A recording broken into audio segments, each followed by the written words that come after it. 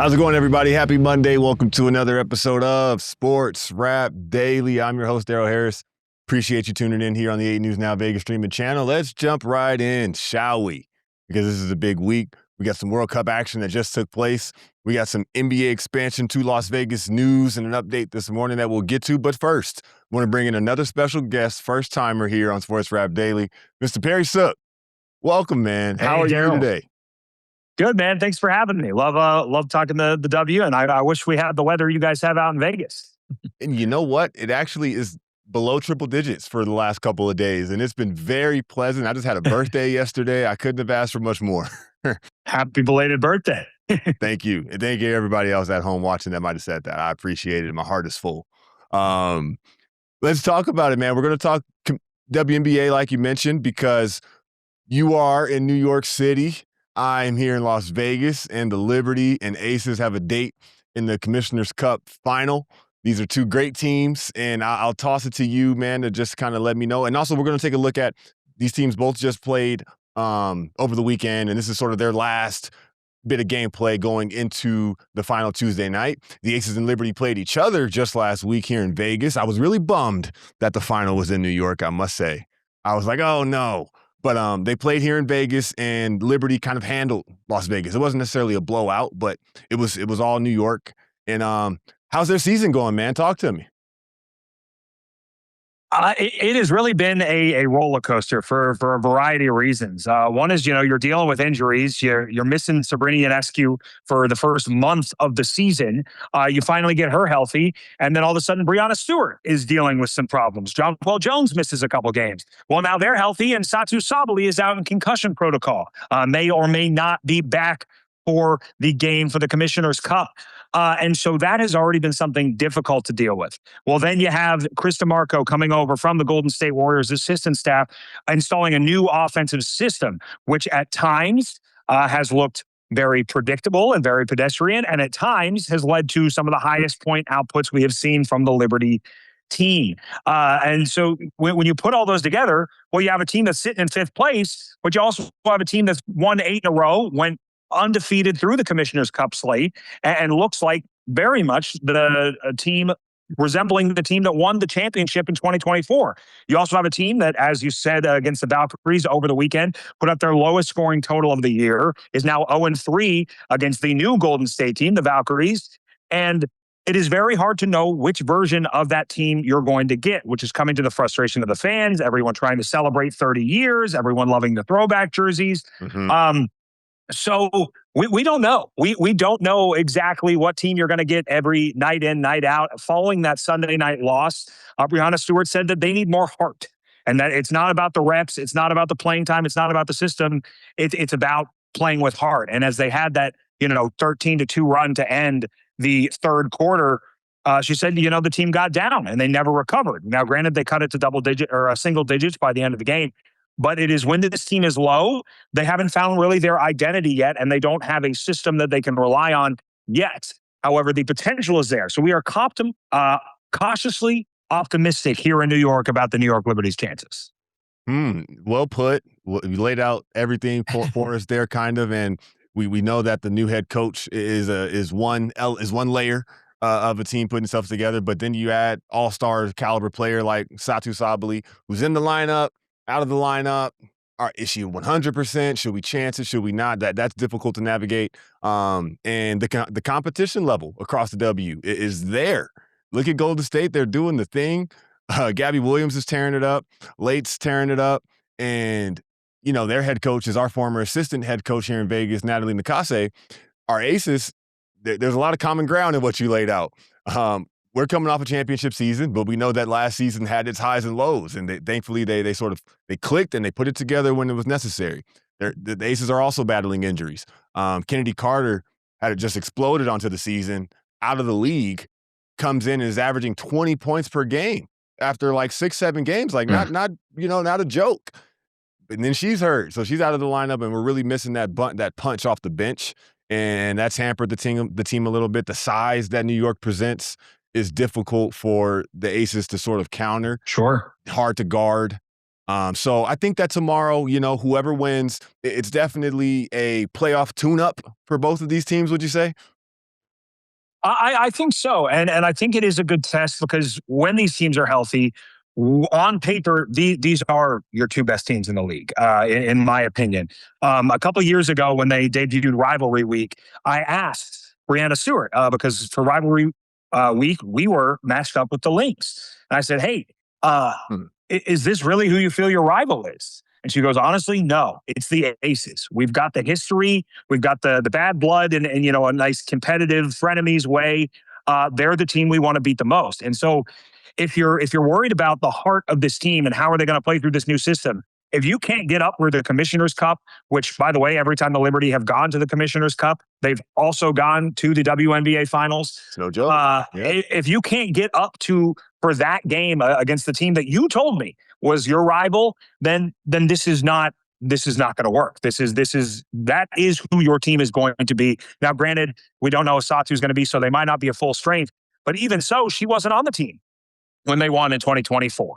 And so you need to be able to navigate injuries. They're a part of the game. So I think this is very much a crystal ball, possibly in what could be a WNBA Finals preview. I mean, these are two teams that play their heart out, play well against each other, and I'm glad that they get this chance in the Commissioner's Cup, as both seasons, as you have mentioned, I mentioned, have gone a little bit roller coastery for us. Yeah. I'm glad that we have this, tune up preview to see how these teams will actually look as, we're 20 games into the season.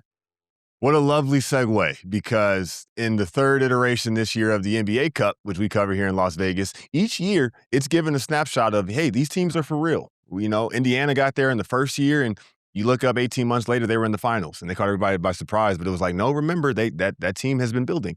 And this year we got the Knicks. Go ahead and give me 30 seconds to a minute on what New York City is like, man. The party is still going, man. The party is still going. We're putting up street signs this week. They say temporary, but the MTA thing was also supposed to be temporary, and yet the subway station at 34th and 8th is still blue and orange. But they're putting up street signs with all the numbers of all the players. There are more bootlegs popping up. I live in Harlem. There's more bootlegs on my street every single day of new great designs. I don't think that party's going to stop until another champion's crown, let alone October when the season starts. I think it's going to take someone dethroning the Knicks for the party to stop in New York City. What a run that was, man. And that we're hoping the Liberty can continue it, and we could get the domestic sweep, as they say in soccer, over here in basketball. Congrats, man. I'm happy for you. I was in D.C. during the UFC events and got to take in the championship win at a bar, and there were plenty folks. Everybody was Team New York there. So I felt it. I was on, hey, this is, it's a special time. I love this. I love the NBA, and I've never felt it quite like this. And who's to say when that run is going to end? Oh, man, there's one. Yes, when you mentioned the bootleg, I'm an LA kid, born and raised, and I saw my fair share of Lakers championships. When you mentioned the bootlegs popping up, that gave me some clear imagery of just what it is. Yes, T-shirts, paintings, flags, every street light corner. Oh, that sounds cool, man.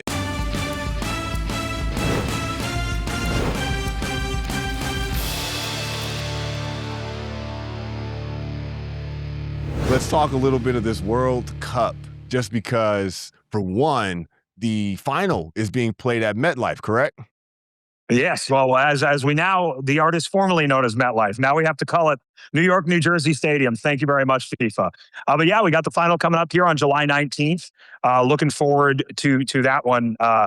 The energy around this is fantastic. With the Norway fans, I'm sure you saw, or maybe you didn't, taking over Times Square, completely rowing a ship that took up literally the entire of all the pedestrian area there, doing it again at the Mets game. Brazilian fans going crazy after one of their matches. It has been wonderful to see soccer or football on the national stage, and people love coming to the city. Every fan I talk to, they're like, well, yes, of course we want to travel. It's the World Cup, but we also get to visit America, and right now we get to visit New York, and there's something special about that, the combining of these cultures, the energy around this, plus the openness of this field. As you said, Brazil, Japan just wrapped up. Mm-hmm. You had Japan, who's never won a knockout match ever in the World Cup, leading Brazil at the half. I mean, yes, they ended up going on to lose that one 2-1, but how phenomenal that level of competition is there. And I think that can instill some confidence, maybe falsely, if we have to play Belgium in the second round, um, to the USA fans here. And just looking at where this was in 94, the last time we hosted, and looking at where it is now and how much more kids love soccer and get to be involved in the sport, and how many more opportunities there are domestically for kids to play soccer at a high level. The World Cup has been just a massive, cherry on top of a Knicks championship celebration party in New York. That's cool. We're missing out on gameplay actually taking place here, absolutely. And I think that there were some fine print issues as to why Vegas didn't necessarily get into that pot. But regardless, it feels like a generational sports moment. It's been 30 years or so since the games were here. And yes, so all the culture, all the, maybe misconceptions, but the camaraderie that the game is bringing out of all sides. And you talk about that Brazil-Japan game. Yes, we've got a pot in the newsroom of who we have going to the Final Four or so. And I said, wait a second. Oh, all you Brazil folks, you're in hot water. It was 1-0. You're sweating. You're sweating. Like you mentioned, we catch this header, and then a 95th minute game winner for Brazil. And that's one heck of a way to kick off the elimination round, the knockout round of 32. And so many more American fans probably will just be following following soccer differently on the back end of this. There might be more international players that join the MLS, as we already have seen, but it'll become, the States might be even more attractive now for the game's best players. Sure, and you see the money going into it. I mean, Milan declined the offer, but even to get our own players home, Christian Pulisic, there was a massive multi-million-dollar contract to try to get him to come back to the MLS. So finally, we are creating a field and a product here in America that has become good enough to not only attract, tertiary. I mean, Messi doesn't count because he's his own thing, but to attract, more than just the tertiary players, but to keep our best players domestic, to keep them in a league that represents us and our country, and doing that, plus the fact these red, white, and blue kits that we have with the stars and stripes are once in a generation uniforms, man. I mean, they are unbelievable. So I think we should keep them all tied, because I don't think you're ever going to have a uniform better than that. So it's fantastic. Oh, yeah. No, it's great. And as for New York, we love hosting the World Cup. In 94, when we hosted, the Rangers won the Stanley Cup. And this time, when we're hosting, we got the Larry O'Brien Trophy headed to MSG. So, we'll host anytime. Rumored that America might be hosting again in 2038. Mhm. So, who knows? Right around the corner. They're in the pot. Keep bringing us the soccer. I love it. Perry Sook, man, thank you so much for joining us. Really quick, let us know where folks can find you, what you're up to on a day-to-day, and thanks for coming by here on Sports Wrap Daily again. Yeah, sure, guys. Always, you can check out Pix 11 if you can stream regional coverage. We also, stream that always on Pix Plus. Lots of fun stuff there. And then our CTV app, Pix 11 Plus, we have all of our other content, including, speaking of basketball, my St. John's Red Storm show, Court Storming, which is weekly throughout the season with interviews with Patino and everything. Or just check me out on IG at Perry Sook, at Sook Sports, for just about any random content you could want up here from the New York area. He knows his stuff, guys. I appreciate it. And we're gonna keep this ball rolling here. But Perry, you can be well. We'll talk soon again. Appreciate it. Thanks for having me on.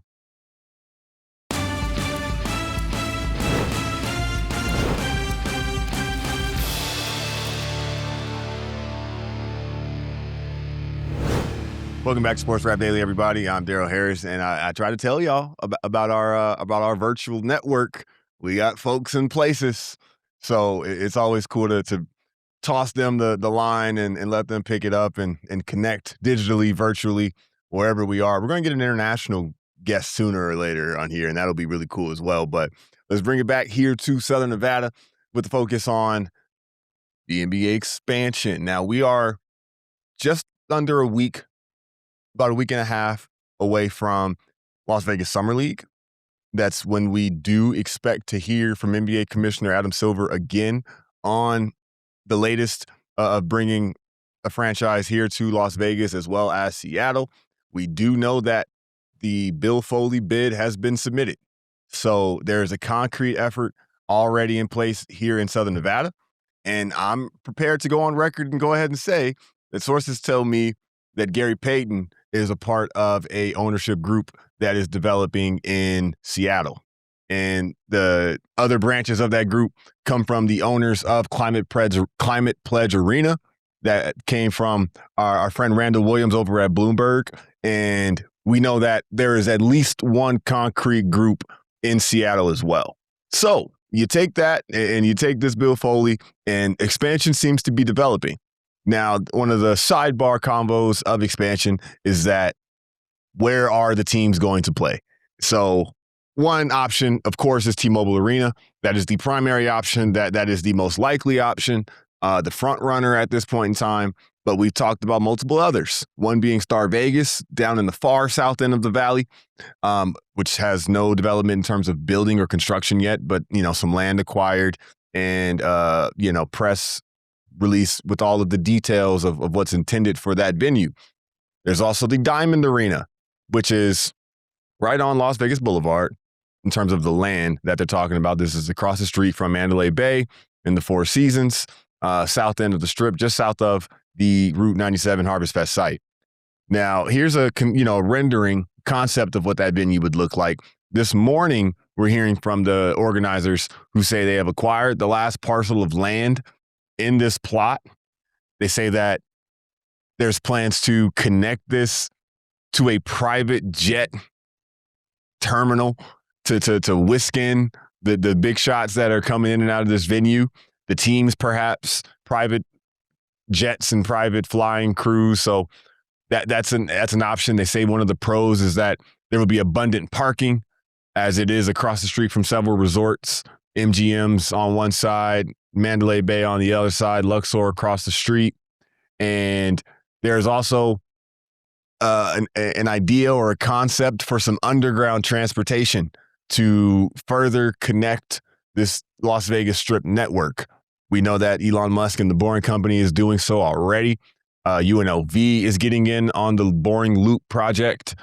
That's the term for the underground transit system that already exists. It runs from the Las Vegas Convention Center to some nearby Strip properties such as Fontainebleau, the Westgate, Wynn, and Encore. So that underground system is in place. I do say that all of this is lofty for the time being. This is sort of pie in the sky is where we're at with it right now, just because, final approval for all of this stuff is still several steps away. We're not there yet, but this is something to monitor and keep an eye on, because both things could exist. We had Brandon Robinson, aka Scoop B, on here last week, who drew some parallels to other teams that relocated and said that, yes, when there's a new team or a relocated franchise, they will often take what's ready to go. So what's ready to go in this scenario is T-Mobile Arena, housing the Vegas Golden Knights, soon to be housing the Las Vegas Professional Women's Hockey League team as well. So it's going to be a busy venue. We know that there's plenty of concerts held there regularly. The Aces schedule games on occasion at T-Mobile Arena, but that's where that new expansion franchise is likely to set up shop. Now, after a couple of years, the target date for that NBA team here in Vegas is 2028-29 season. Tips off in October, so they'd have until then to put all the preparations in place. But again, if T-Mobile Arena is finished, there's no construction needed there. There are some upgrades that Bill Foley said would take place to sort of better suit the additional teams and everything it's about 10 years old now. So T-Mobile is ready. However, once we hit 2029, 2030, we don't think that these other proposed venues will disappear.